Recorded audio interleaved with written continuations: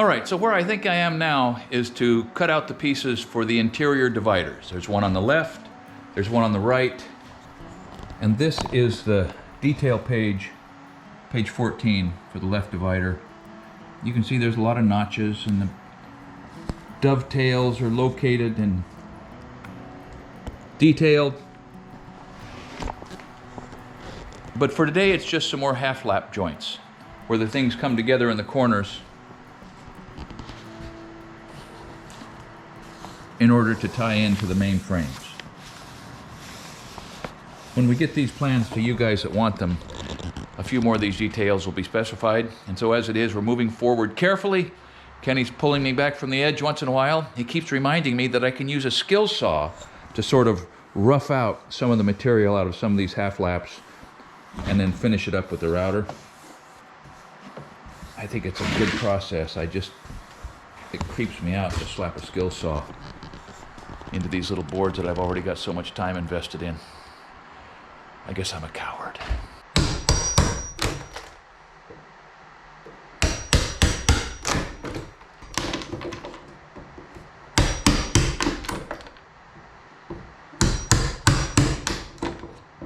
So I've told you before that I love this saw stop table saw, and I really love the router lift table at the end. I'll tell you about that one of these days. I bought that myself. They gave me the saw and I bought the router lift.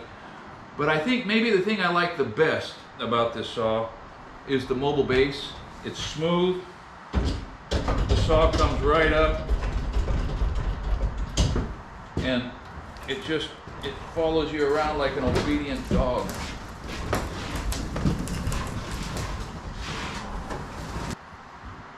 Going down. Boom, just like that. Now, Kenny does not have a factory-made, tightly machined router lift table in his shop. But I knew that as much of an amateur as I am at all of this, that I was going to need every advantage. And so I bought the SawStop lift table. And it's a gorgeous, well-designed, perfectly machined tool that makes this possible for a greenhorn like me. Routing the ends of these things perpendicular to the grain is a little problematic. You've got to keep track of the climb cutting and the undercutting and the tear out when you emerge from the cuts, all those things. But the lift table just makes it doable. The learning curve is beginning to flatten out. And one of the next things I'm going to do is to make a sled to drop onto this thing so that I can slide back and forth and make sure everything stays perpendicular and tidy. So the fact that the top rail is 2 by 2 and the bottom rail is 2 1/4 by 2 3/4 means that the notches that are cut out to receive the intermediate panels are different depth. 1 1/4 deep down here, 1 inch deep up here, which requires 2 different flush cutting trim router bits. I had this one on hand. It cuts 1 inch deep, which is just barely enough. I had to go get this one, which is 1 3/4 deep, which means that I've got to use a thicker guide board on the top than I do for the other notch. Ken dialed me in on this. It works so slick. No math, no guesswork. Just slap it up against the board you have to match and go to work. What I didn't show you in this process is all of those sample cuts, sort of dialing in the router so it's exactly the right depth and making sure that these guide boards work for exactly the right square width. So all that's behind me. We are rejuvenated and hopeful, and Kenny's hanging with me, to his credit. Let's cut one of these things.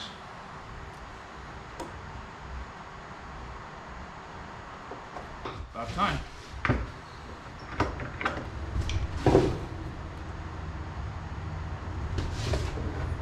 Here's the brilliance of Kenny's method. This is probably not new to you woodworkers, but sure solves a lot of problems. Just put the piece in there, and I'm going to give it just a little bit of relief, straining it a gnat.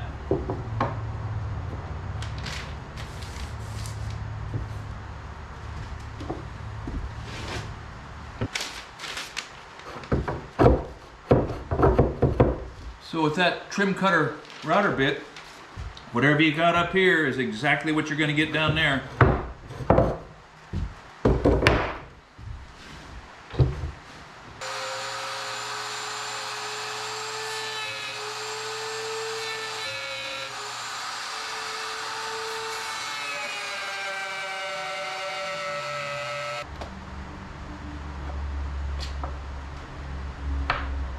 good. Yep. You know, woodwork is, of course, tight tolerance work. Really perfect tolerance if you can do it. But you don't need really any more than a 1/16 of an inch scale on whatever ruler you're using, because the progressively tighter tolerances come from walking in the cuts, shaving a little, moving the piece, moving the router, moving the saw, incrementally to shave your way up to the dimension you want, at least most of the time. Kenny tells me you need to leave a little bit of room for glue. Fair enough.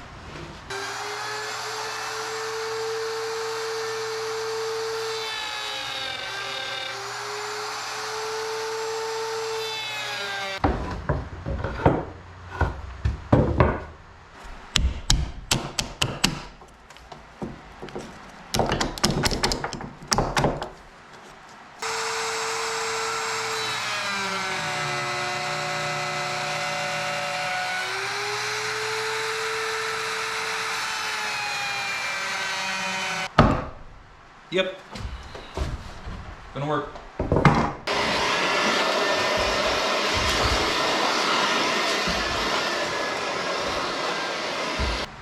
I've got this jig set perfectly, and I forgot to notch the board. I forgot to hog it out with the skill saw. It's so much easier. I got to take this jig off of there and at least give me some slack on one side. So I have a chance here to compound the problem by forgetting to reset the depth on the saw. The notch on the top rail is 1 inch deep. The notch on the bottom rail is 1.25 inches. So take a deep breath, collect myself, reset the depth, and then push ahead. Gonna check the depth.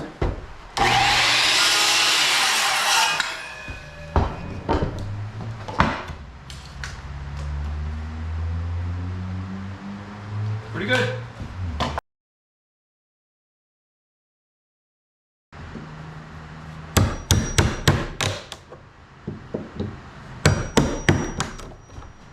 So that bit is 1 inch deep from there to there, and we're taking out 1 inch, and so it's just, I mean, it's barely, and there's a little line sometimes of uncut material at the top that I cut off with a chisel, but that's what we've got.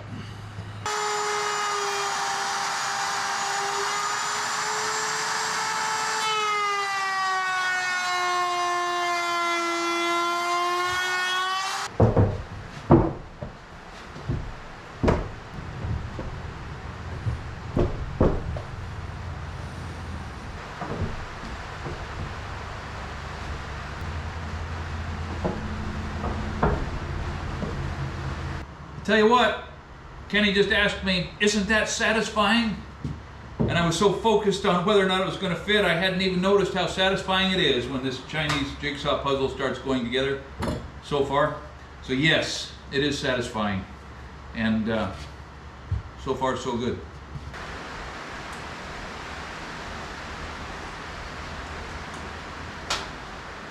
Good.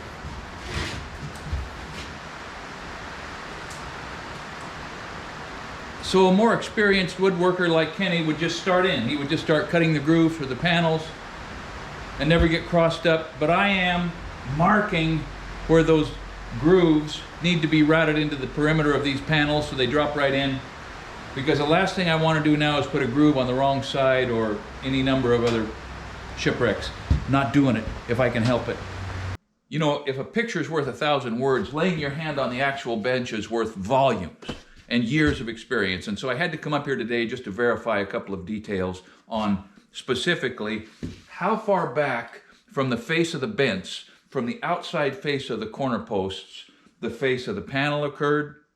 Turns out Ken used 1/2 inch. I used 5/8 on my beta bench, and so we're going to be right in there someplace. And the second thing is the floor, the shelf, and the divider that happens up against the cabinet. Let me show you.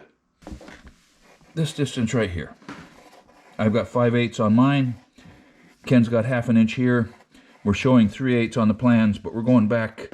I think I'm probably going to compromise and use 9/16 because the further back you go, the bulkier and the stronger these posts look. The next item that Ken wanted me to see was the thickness of the shelf, the way that he set the floor on top of the frame. I'm not sure if I'm going to do that. And the fact that this divider is flush with the inside of this post, so it creates the bumper or the rub rail for the drawers as they go in and out. There was a comment the other day following the last video on the bench, and the guy said, don't cut another board until you make yourself a nice sled, both for the table saw and for the router table. And I said, Kenny, what can you tell me about sleds? He says, well, come out to my shop and have a look. So here's the sled that Ken built. Kenny, how useful is this thing? Oh, every once in a while I use it. Every once in a while.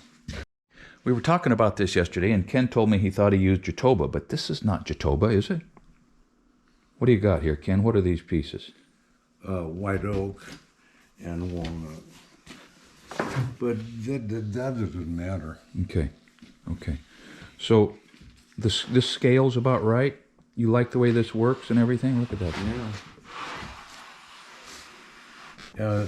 Now this here, if you look at this has got a little bit of groove here, so you can sawdust doesn't collect. Oh, so the sawdust doesn't ball up behind your stop. Yeah. You made this before we had GRK screws around, huh? Well, I like those screws fine, don't you like them? Yeah, they have a tendency to snap off right at the worst possible second. Well, but I don't. Everything does if you don't know how to use it, right? Yeah, it still does it, but. And you just wax that every once in a while, and away you go. Yeah. Zero side to side, nice and tight. All right, I'm going to build one of these, Ken. This is just a handle, right? No, that covers up the blade as you come out. Yeah. Okay. Right. Now the lift table, like I've already pointed out, is a lifesaver for me. And it is much easier for me plowing this 1/4-inch groove with a groove cutter parallel to the grain. It just cuts right along. Tear out and chatter and those kinds of things are just really not even an issue. But what was an issue was that as hard as I tightened down the collet on this groove cutter, I suddenly got the idea that I should check the location, and sure enough, it had drifted up away from the table, I don't know, maybe a 1/16 of an inch, on its way to a really unacceptable dimension. But I headed it off, tightened it up, recut a little bit of the groove in the last piece, and I think everything's going to be, if not just fine, at least acceptable. Well, I'm learning so much on this project that it makes my head hurt, and that's only sort of partially in jest. I'll tell you that among the things that I'm learning is just how long it takes to do a piece of reasonably good quality woodwork for a greenhorn like me, especially when you're managing a camera and you have a phone that just will not shut up. But that's not a complaint. These are blessings in my life, and I'm glad to be moving forward. In the next video, I'm going to be sizing and shaping the panels, sanding and staining those things, and putting them inside of this framework. I'm also going to be cutting the dovetails for the drawer guides and getting ready for building the drawers themselves. If you've been watching this, I just want to make sure that you understand that I will make these plans available to everybody once I get this project done for myself. Thanks for watching Essential Craftsman, and keep up the good work.